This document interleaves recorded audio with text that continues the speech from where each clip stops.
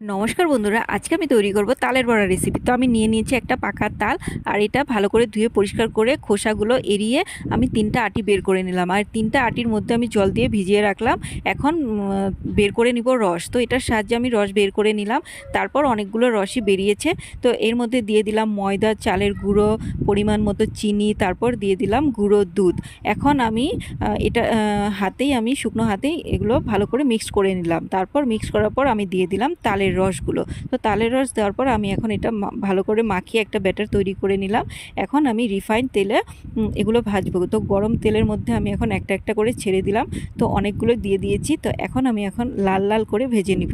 তো এই যে লাল লাল করে ভাজা হয়ে গেছে আমার নরম তুলতুলে তালের বড়া। তো ভাদ্র মাসে প্রত্যেকের ঘরে তালের বড়া হয়ে থাকে, আর ভাদ্র মাসের জন্মাষ্টমীতে তো স্পেশাল তালের বড়া থাকবেই গোপালের জন্য।